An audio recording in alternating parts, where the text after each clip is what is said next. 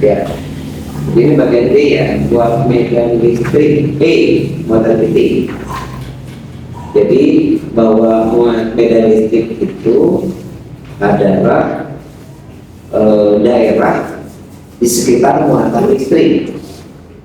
Jadi di sekitar muatan listrik itu, sekitarnya itu ada yang disebut daerah yang masih dipengaruhi oleh muatan listrik yang sering disebut dengan medan listrik ya.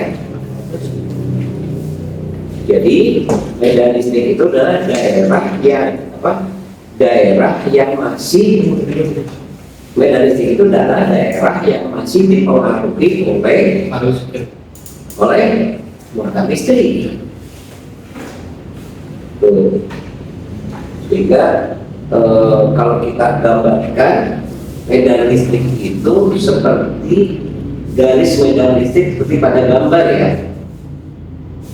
Medan listrik itu digambarkan seperti garis-garis pada gambar titik di gambar 7.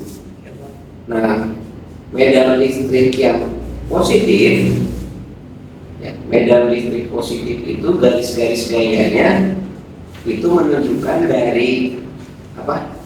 Dari pusat keluar. Kelihatan kan? Ya, dari pusat keluar. Sementara medan listrik negatif itu biasanya adalah dari dalam ke pusat ya. Kalau di dalam itu istilahnya kalau medan listrik positif itu biasanya sentrifugal dari pusat ke luar ya. Kalau negatif itu adalah sentripetal, artinya garis gayanya menuju arah pusat ya. Nah kemudian bagian C-nya itu jika didekatkan antara muatan listrik positif dengan muatan listrik negatif maka akan terjadi aliran ya. Karena nyambung, yang satu muatan positif itu arah panahnya keluar sentrifugal, dan muatan negatif arah panahnya ke dalam ya kan. Sehingga kalau didekatkan dia akan saling tarik menarik ya. Iya Pak. Nah sementara kalau positif dengan positif ini panahnya dua-duanya keluar, dia akan saling menolak. Nah kelihatan kan pada bagian D ya. Jadi kalau kita lihat dari medannya tidak ada yang ketemu garis medan listriknya.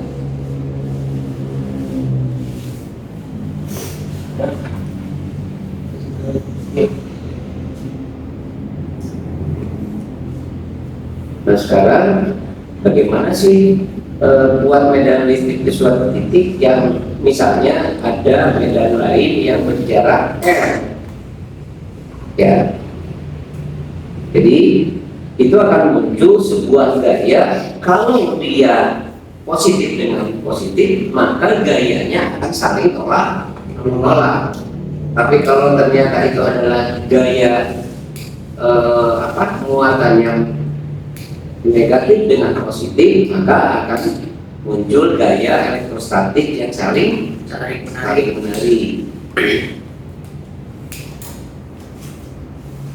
Nah di sini misalkan ada sebuah muatan negatif yang besarnya adalah Q. Kemudian di sekitar medan listrik muatan Q itu diletakkan muatan positif yang besarnya Q kecil dengan jaraknya R. Ya kita lihat di 8. Betul kan? Ya. Jadi ada sebuah muatan negatif yang besarnya Q yang merah ya. Iya Pak. Kemudian di sekitar medan listriknya itu diletakkan muatan positif yang besarnya Q kecil. Jaraknya itu adalah R. Nah maka bisa kita cari buat medan listrik E dan gaya elektrostatis F.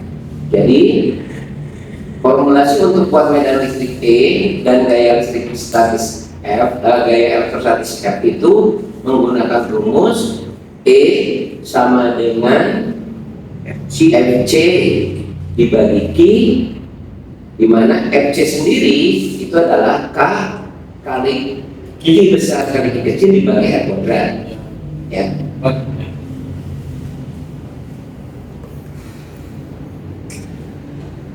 Ada? Ada Pak? Jadi kalau kita substitusikan ininya apa? Nilai ininya FC-nya kepada FC per Q, maka FC ini sendiri adalah K kali Q besar kali Q kecil dibagi R kuadrat. Maka kalau disubstitusikan itu menjadi E sama dengan K kali Q besar Q kecil per R kuadrat dibagi Q ya, sehingga dihasilkan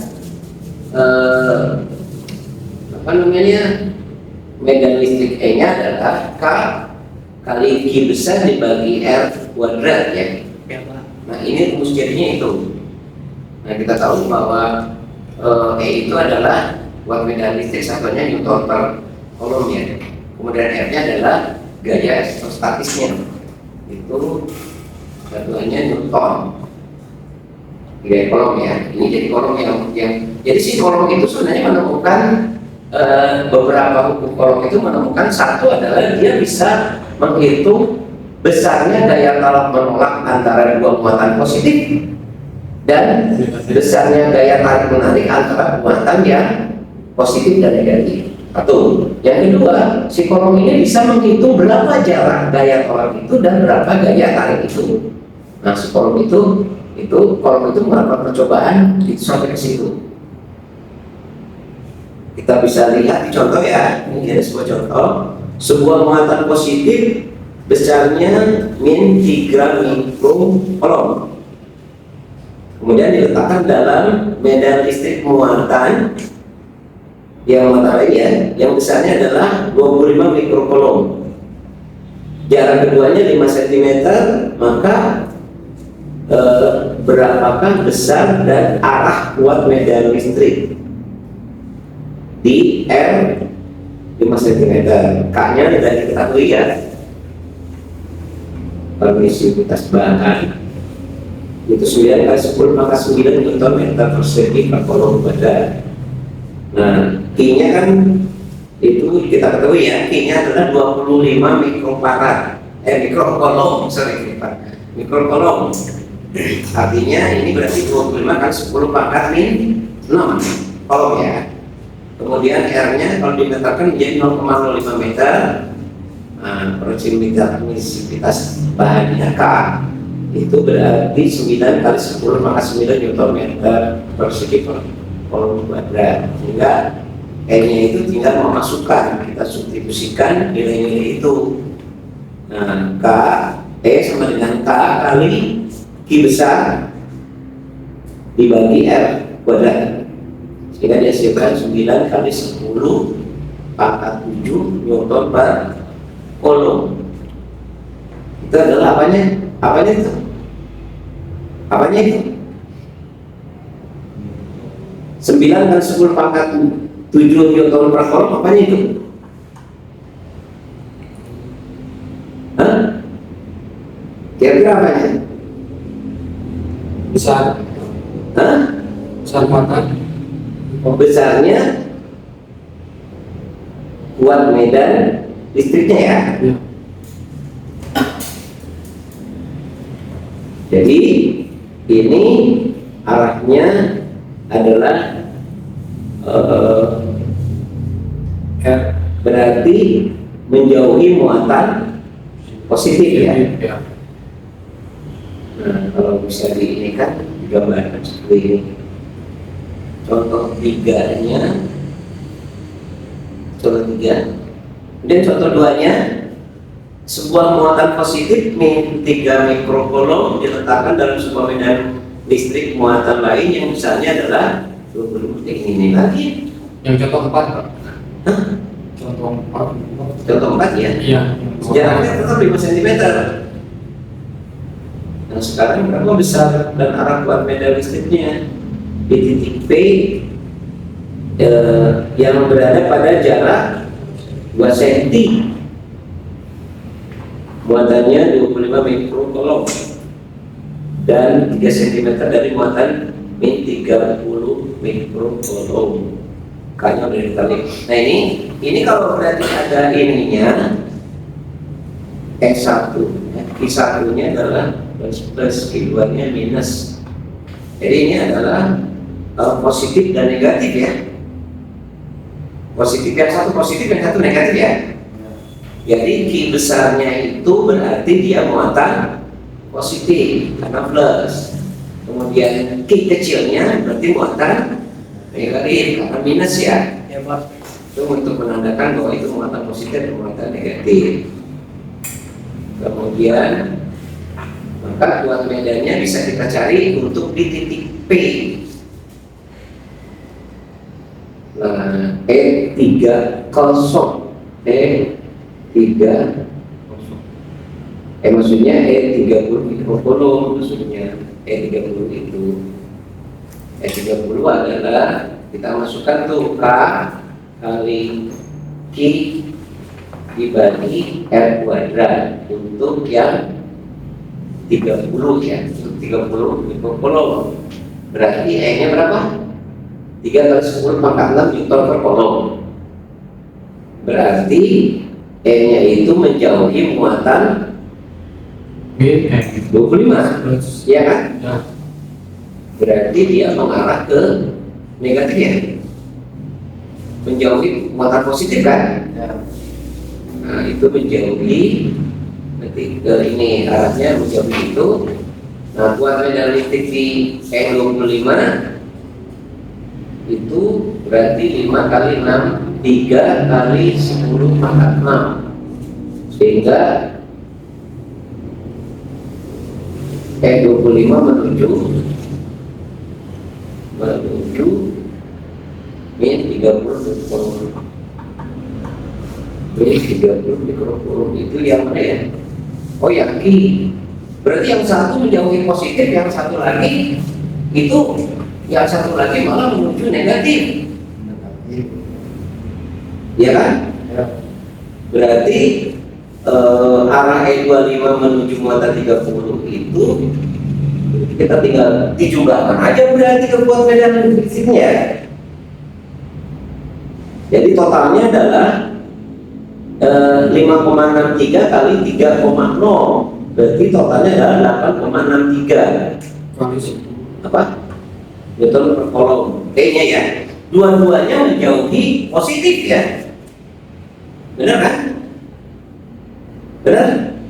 Dua-duanya menjauhi positif kan?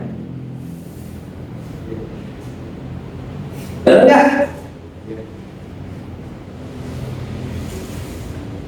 Yang satu itu menjauh dari positif, Yang satu lagi menuju negatif. Berarti E-nya bisa ditotalin ya.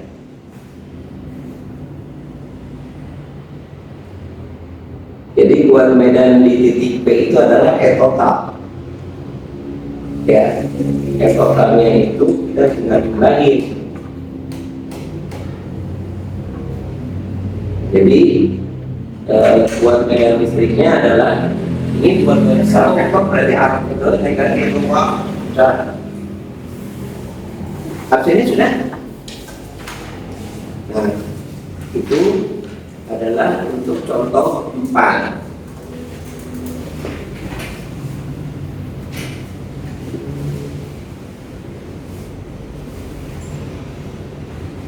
Ada yang tanya enggak?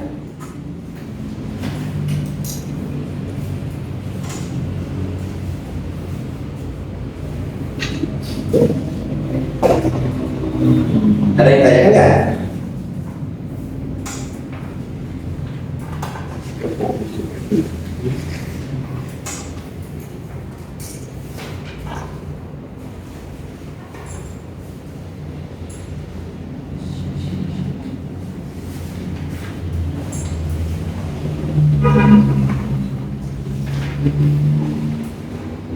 Ada pertanyaan enggak?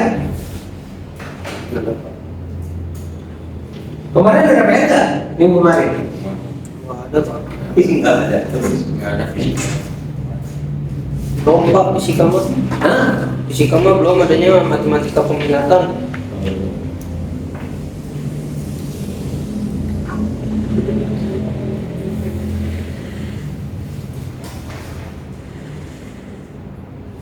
Ada pertanyaan nggak? Sama ada pertanyaan? Kenapa? Ada. Oke, kalau nggak ada kita teruskan ya. Kuat medan pada benda bermuatan listrik. Ini berarti adalah hukum Gauss yang berbicara. Flux listrik apa? Tahu nggak flux listrik? Flux listrik itu sebenarnya apa? Sama dengan apa ya? Induksi elektromagnetik atau rapatnya garis-garis gaya listrik. Itu disebutkan flux listrik ya.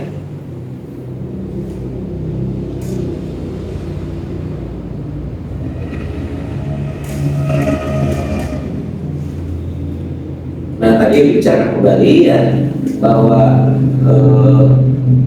garis gaya listrik untuk positif itu menjauhi hidupnya ya, menjadi sumbernya untuk positif. Kalau negatif adalah menuju sumbernya ya, menuju muatan negatifnya.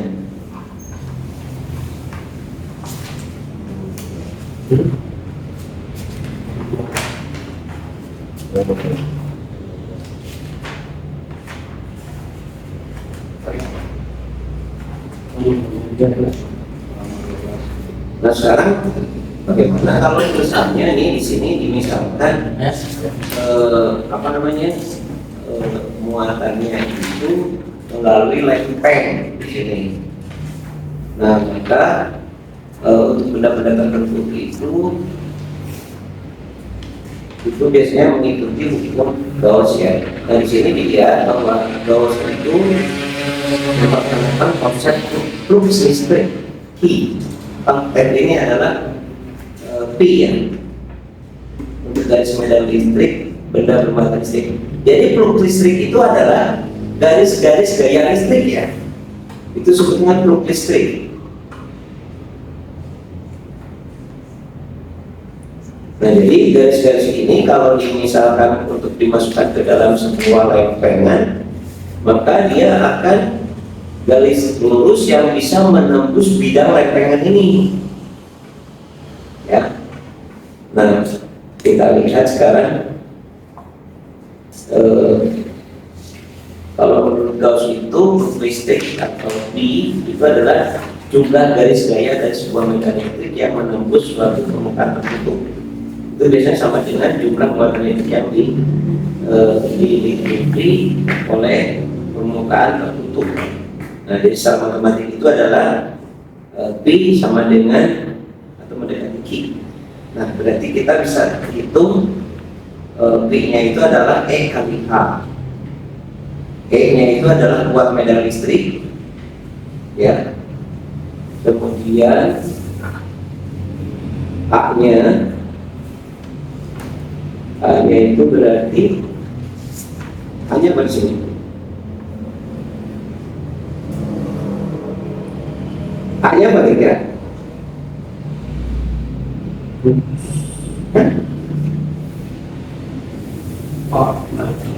A-nya apa sih?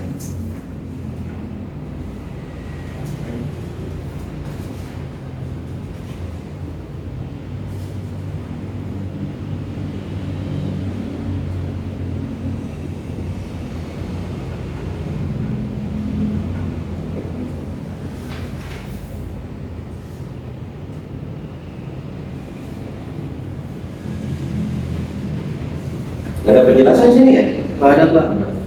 A-nya apa sih? A-nya apa?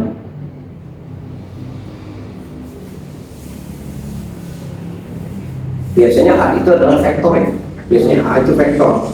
Vektor yang besarnya A itu besarnya A dan tegak lurus terhadap luasan. Nah itu di sini disebut dengan A. Sini nggak ada penjelasan sih masalahnya.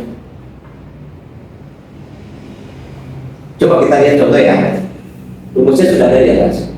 Sebuah segi 4 sama sisi.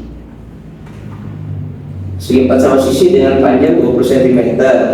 Bidang segi 4 diberikan muatan listrik sehingga membangkitkan medan listrik yang memungkinkan. Luas bidang bukan? Teman? A. Apa? Luas bidang. Luas Bidang. itu bukan.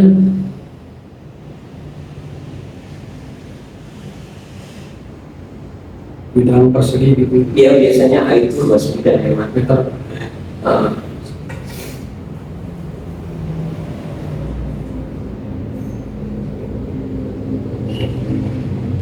Jadi A itu semacam apa ya? Luas yang ditembus oleh garis-garis gaya ya. Nah, kalau kita coba lihat contoh ya, lihat contoh sebuah segi 4 sama sisi dengan panjang sisinya 20 cm, bidang segi 4 diberikan muatan listrik sehingga membangkitkan medan listrik homogen, besarnya adalah 200 Newton per coulomb. Nah sekarang berapa jumlah garis medan listrik atau plug listrik yang bisa menembus bidang persegi tersebut secara tegak lurus? Jika bidang segi 4 diputar sehingga garis medan listrik membentuk sudut 60 derajat 60 derajat dengan garis normal bidang, berapakah plug listrik yang terjadi? Nah luas perseginya kan ada ya, 400 cm persegi atau 4 kali 10 pangkat min 2 meter persegi kalau dimeterkan. Jumlah garis yang menembus bidang secara tegak lurus itu berarti kita tentukan dengan nilai Pi, yaitu E kali A. Berarti 200 dikali 4 kali berartinya A itu adalah luas daerah yang ditembus ya. A itu adalah luas daerah yang ditembus. Nah, sehingga jumlah garis gaya yang menembusnya adalah 8 Weber. Ini adalah untuk satuan Pi, Weber ini satuannya. Jadi Pi itu rumusnya adalah bisa langsung Pi dibagi epsilon 0. Bisa epsilon 0 itu adalah permisivitas listrik ruang hampa. Itu bisa itu dari tahu epsilon 0 itu 8 kali 85 kali 10 katoda. Kita coba lihat ya. Nah kalau misalnya kita sudah bisa menghitung Pi 8 Weber. Nah kalau bidangnya diputar, maka garis gayanya akan membentuk sudut 60 derajat katanya. Jadi diputarin 60 derajat tak gitu kan. Nah garis gayanya maka tinggal menghitung Pi-nya itu adalah berarti E kali A kosinus 60 derajat, ya kan? Kalau diputar ini berarti tinggal dikalikan kosinus 60 derajat. Jadi nilainya adalah 8 kali kosinus 60 berapa? 0,5 setengah ya? Berarti tinggal 4 Weber. Kalau untuk menghitung ini ya, untuk menghitung plug listrik.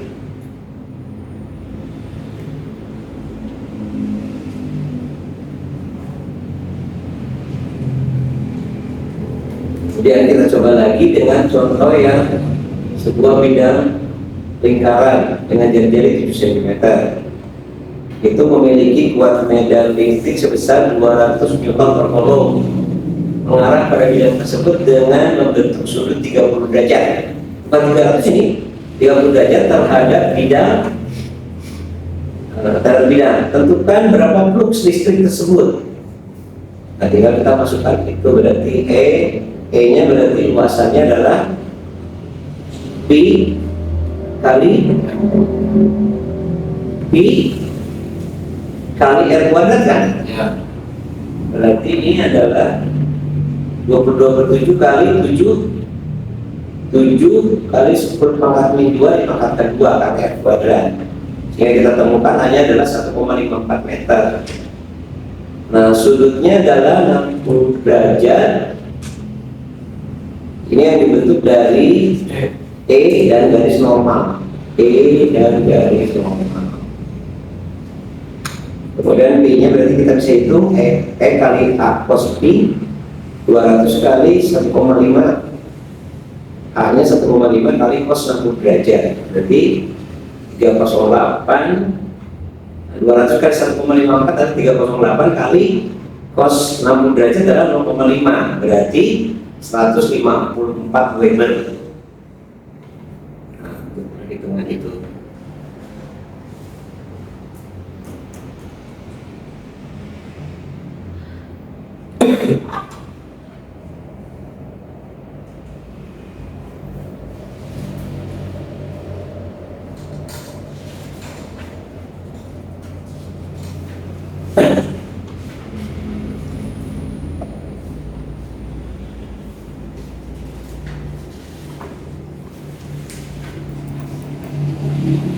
Ada pertanyaan nggak? Apa? Nggak. Coba nih,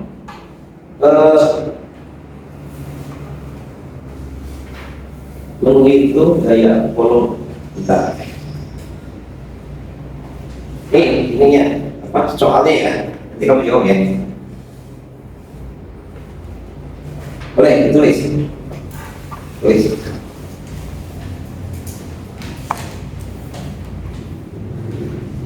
Diketahui 3 muatan Q1, Q kecil ya, Q1, Q kecil 1 itu 3 mikrokelom. Bisa nulis mikronya? Diketahui 3 muatan. Diketahui 3 muatan Q1 3 mikrokelom.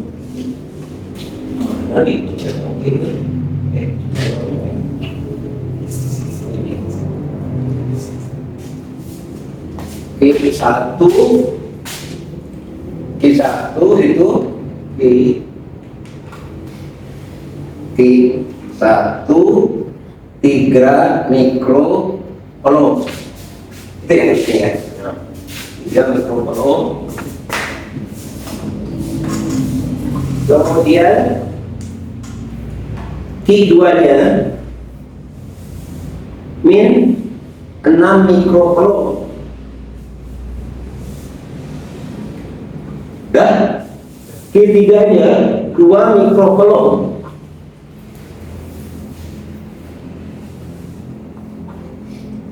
Jarak antara Q1 dan Q2 itu 15 cm. Sedangkan jarak antara Q1 tadi jarak antara Q1 dengan Q2 15 cm. Jarak antara Q2 dengan Q3 20 cm. Dan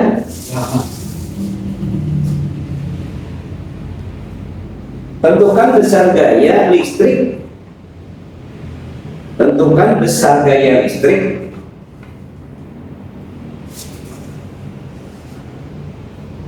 yang dirasakan oleh Q2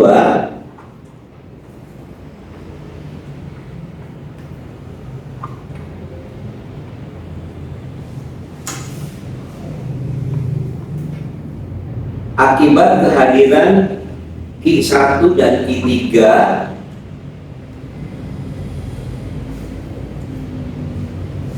tentukan besar gaya listrik yang dirasakan oleh Q2 akibat kehadiran Q1 dan Q2 dan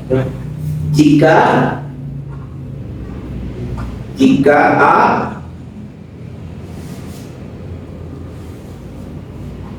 dan ketiganya berada dalam satu garis lurus.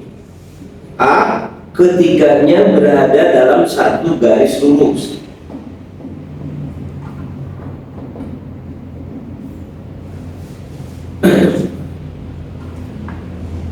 Dan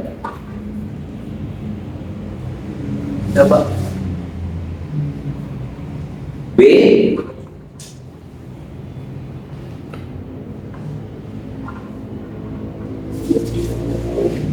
ketiganya membentuk sudut siku-siku dengan Q2. ketiganya membentuk sudut siku-siku dengan Q2 sebagai pusatnya. Membentuk apa tadi Pak? Membentuk sudut siku-siku dengan Q2 sebagai pusatnya.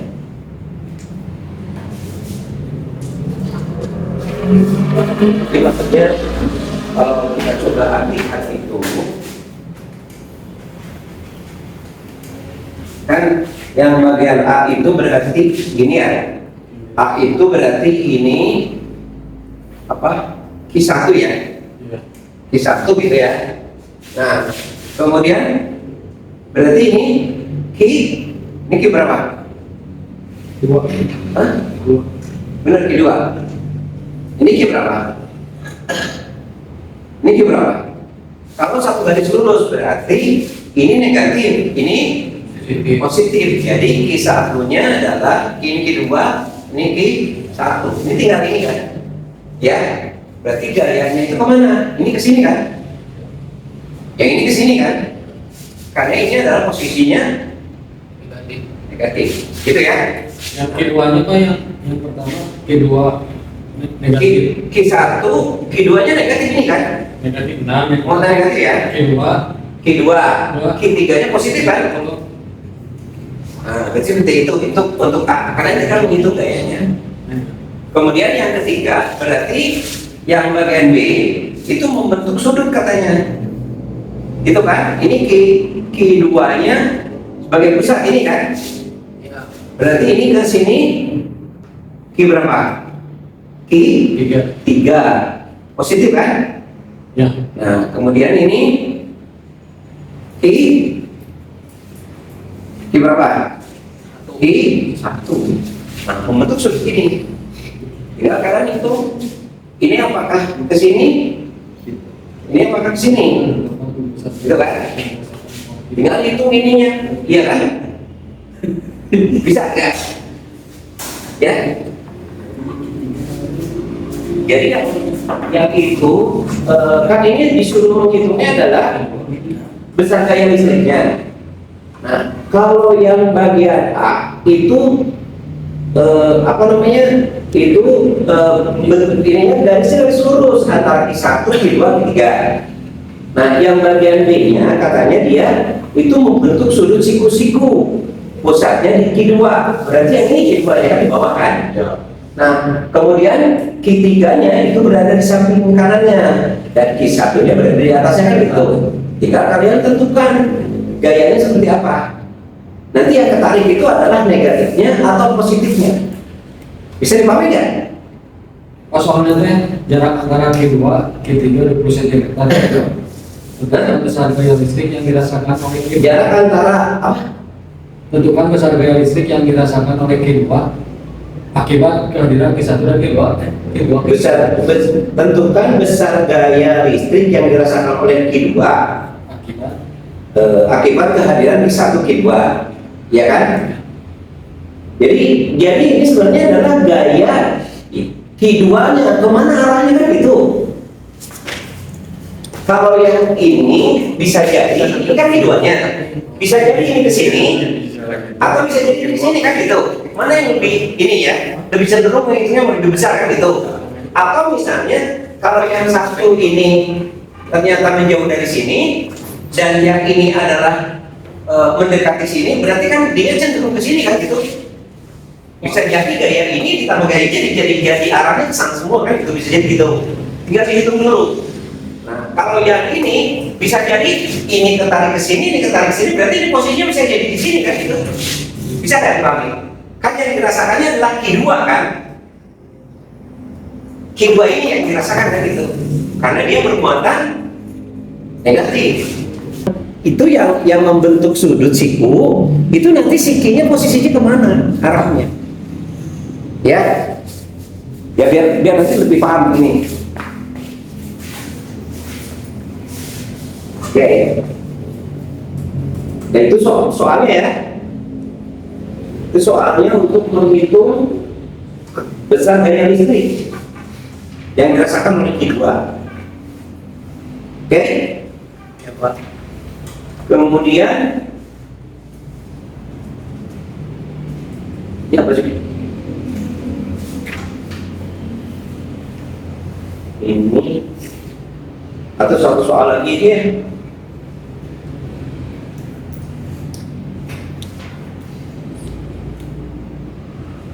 Ya, mikrofon. Ya, yang ini adalah menghitung, sekarang menghitungnya kalau yang tadi itu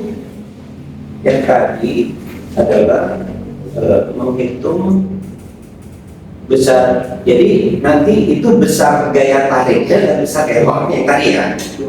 Nah, sekarang kita menghitung medan listriknya E. Nih, contoh soal atau soalnya ini coba ya. Contoh soalnya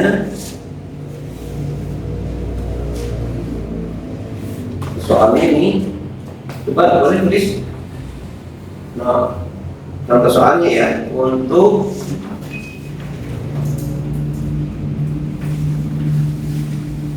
medan listrik ya, sebuah muatan listrik, boleh ditulis, sebuah muatan listrik yang dapat dianggap sebagai muatan titik, Yang bisa. sebuah muatan listrik yang dapat dianggap sebagai muatan titik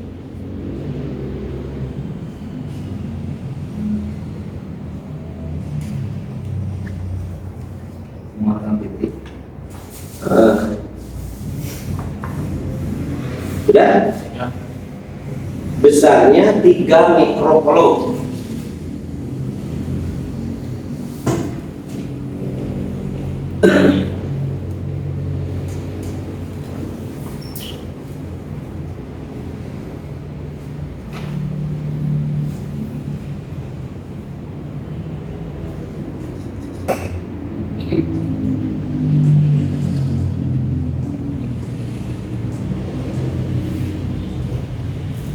Ya, soalnya.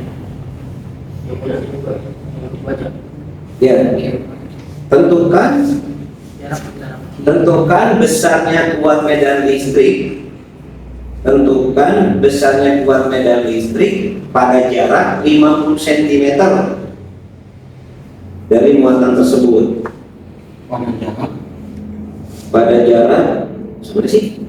50 cm dari muatan itu.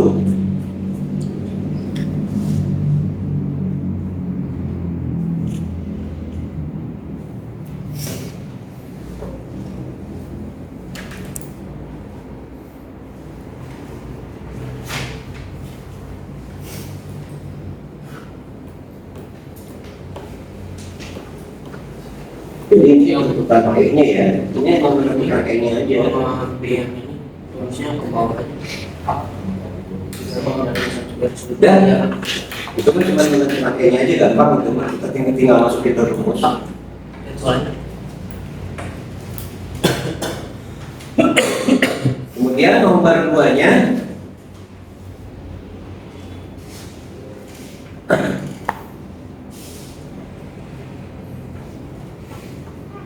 dua muatan listrik Q1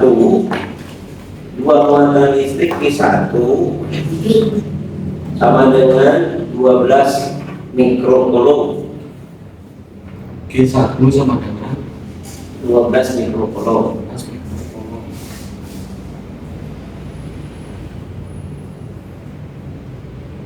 Q2-nya min 4 mikrocoulomb.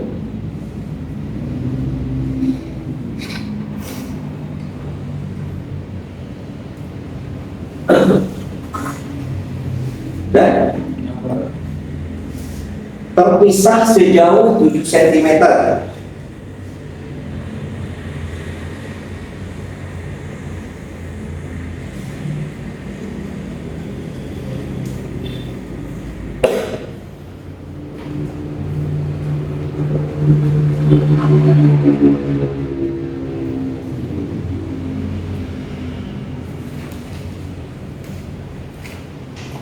Dan tentukanlah medan listrik dan kekuatannya pada pada titik P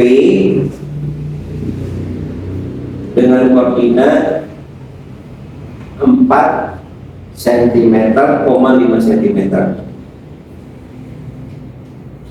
Pada titik P apa Pak? Pada titik P dengan koordinat 4 cm, 5 cm.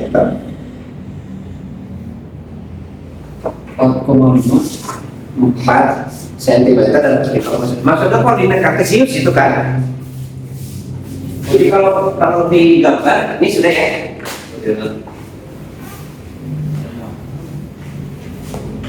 Ini kalau misalnya kita gambar koordinat kartesiusnya ini ya. Yang satu katanya kisarnya berapa? 12 mikrokolom. 12 mikrokolom kan? Ya. Nah, ini positif negatif sih? Positif. Positif. Kemudian jaraknya berapa? Ini positif juga, negatif? Keduanya negatif 4 4 cm. Ya, mikrokolom. Nah, sekarang tentukan apa caranya? Hah? Perbedaan listrik dan kekuatan pada Jauhnya berapa katanya ini? 1 cm. Nah, ini 7 cm gitu kan? Ya. Kemudian apa? Dengan Ada sebuah titik kan? Titiknya titik P. Posisinya di koordinat 4 cm. Jadi ini 1, 2, 3, 4 sini misalnya ya. 4. Nah ini 3. 5. 1, 2, 3, 4, 5. Berarti sini kan? Ini titik P-nya. Koordinatnya adalah 4,5 gitu kan? Ya. Kalau di gambar seperti ini. Ya. Nah, yang diminta itu apa tadi?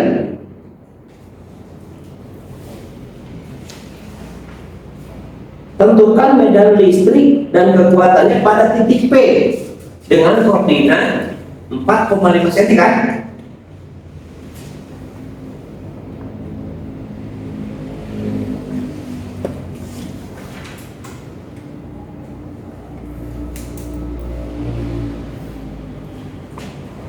Ya, jadi tentukan dulu posisinya dengan ini apa namanya? Ya, kalian harus dibantu nih. Berarti ini dibantu untuk mencari vektor posisi ya, vektor posisi itu di Google berarti. Karena di situ nanti kalau posisi X itu Y, posisi Y itu adalah Z ya. Nah, dari vektor posisi itu kalian bisa mengetahui hitungannya adalah untuk medan listrik P akibat dari I1 berapa? Untuk apa namanya? Jadi E1 nya artinya E yang dipengaruhi oleh I1, ya kan? Jadi P dipengaruhi oleh I1 berarti E1 kan? Kemudian E yang dipengaruhi oleh Q2. Kalau ini satu, ini kedua ya. Ya. Jadi dihitungnya adalah X1-nya adalah pengaruh dari Q1. Berarti menghasilkan S1. Benar kan? Nah, kemudian pengaruh dari Q2 akan menghasilkan medannya adalah E2 akibat dari Q2. Nah, nanti terhadap titik P itu tinggal dijumlahkan aja. Ya kan? E terhadap titik P itu berarti E1 ditambah E2 kan gitu. Baru ketahuan posisinya apa namanya? Besar buat medan magnet terhadap titik P itu seperti apa.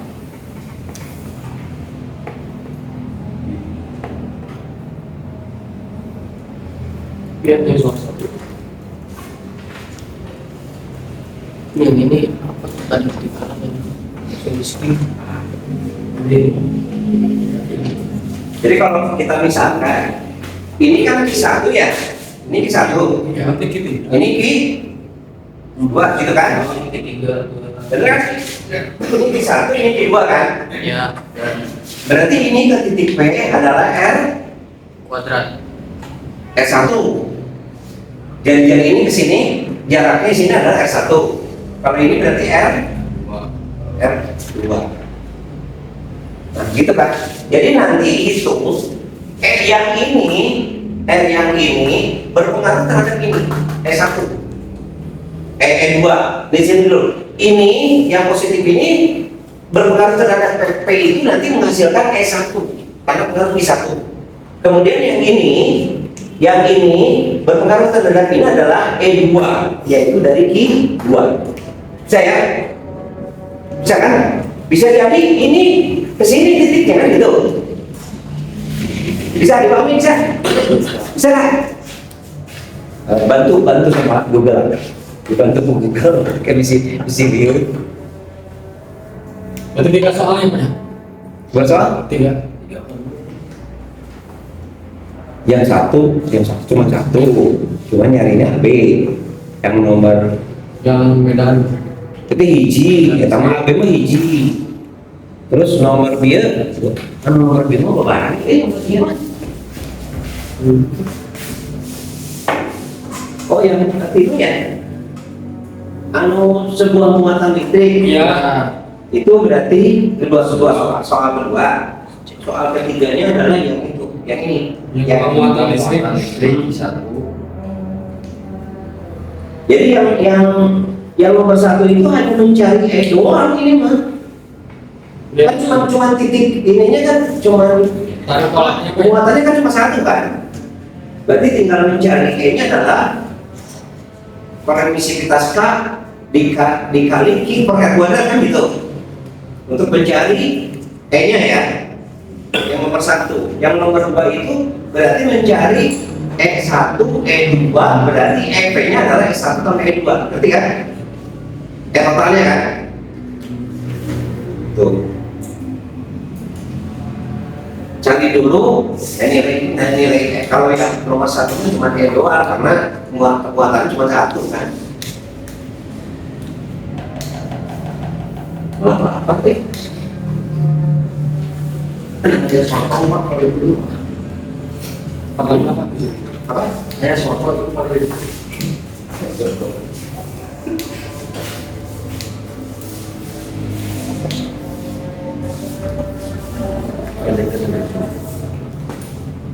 Ya, apa mau dibahas minggu depan? 2 minggu ini soal ini.